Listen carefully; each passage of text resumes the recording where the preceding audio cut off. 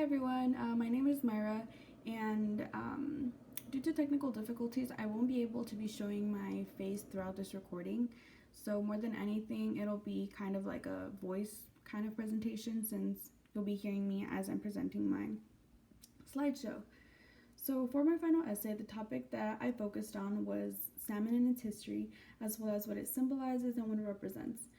So when we had initially discussed this in class, we brought it up with talking about treaty and the fishing rights in the Pacific Northwest.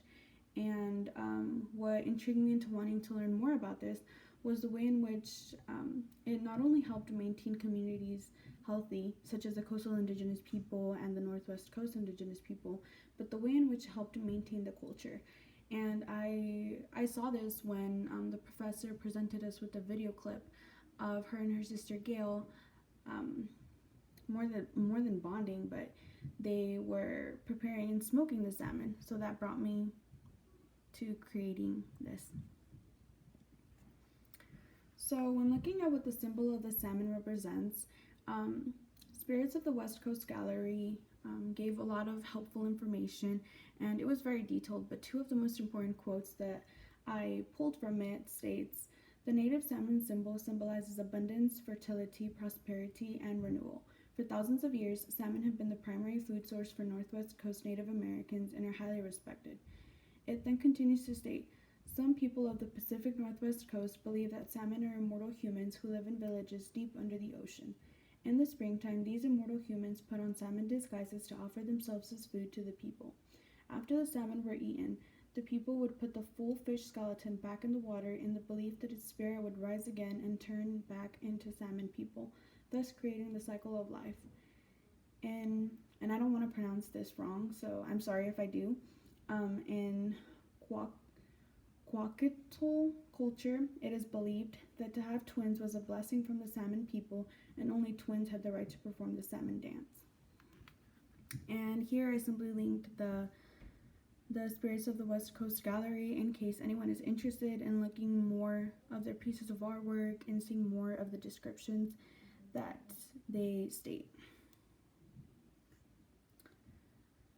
So what I also discussed throughout my essay, I talked about the salmon people, who they were, what they represented, and their legend. And here's a video clip that it's pretty short, and I like the way it summarizes everything and puts everything into perspective.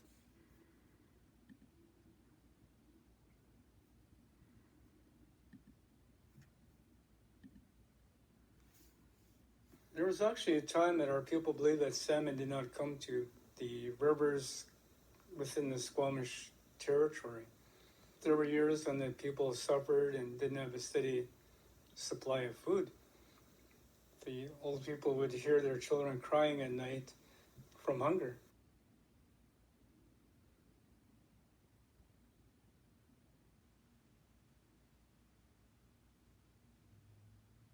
Nothing happened there. Prayers didn't seem to be answered. And they started looking at their lifestyle, say, well, maybe we should be kinder to each other. Maybe we should cooperate more, make ourselves better people, and make ourselves worthy of the salmon people.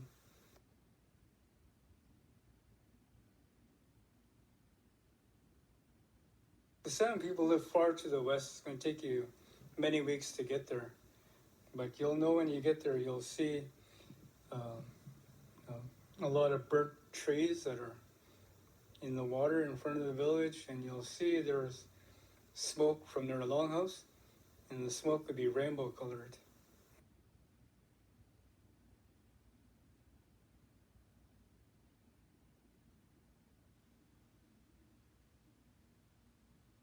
Before the dinner, he brought their guests down to the river, and he pointed to four youth and told them to go into the water.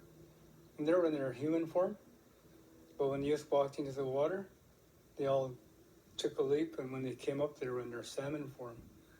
And the people captured these salmon, and they barbecued them for a dinner. And while they're eating, the king of the salmon people brought out a platter and said, "Put all the bones, anything that you can't eat, onto the platter."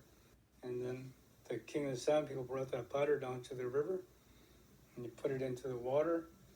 And then the four young people stood up in their human form again, but one was missing a nose and one was missing part of his cheek.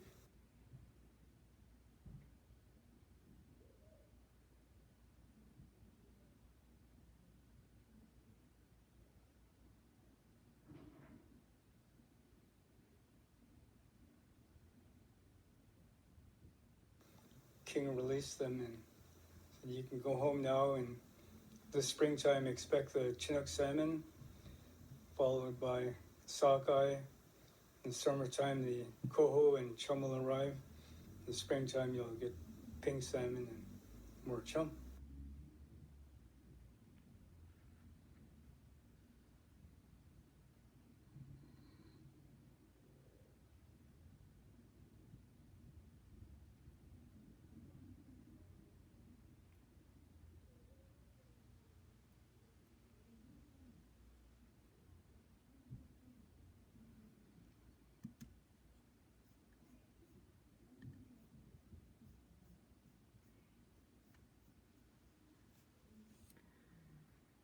Okay.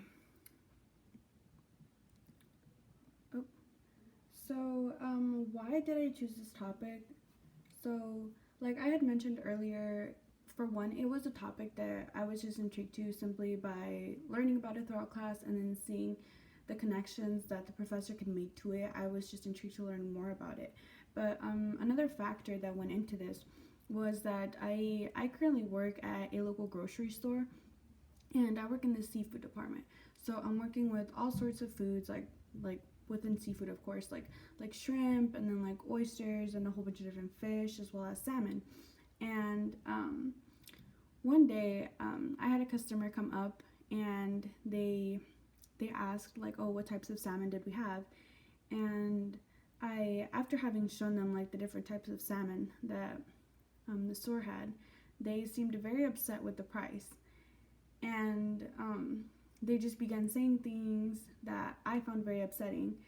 And in that moment, I couldn't help and think like how upset it was making me, because salmon goes far beyond money and what it costs. At least in my opinion, I believe it is very sacred, and I found it very insulting for people to be complaining about the price on something that means so much more to a different community. And the fact that they don't know about it and that they don't acknowledge it, it makes me want to somehow educate people, and maybe not even educate them, but just teach them and show them everything that I've learned throughout this course. And I don't know, like every time I see salmon, I just can't think about it, and I think about how sacred it is. And I like to acknowledge that, and I wish like others were would acknowledge that, at least, because I think in doing that, you're being respectful of not only the salmon, but of also of all these different communities who have depended on this type of food. And it goes as far as to acknowledging like whose land we are on. So here are the different websites that I used if any of you are interested in doing more research and looking at the things that I was able to find about this topic. So thank you very much for your time. And yeah, bye.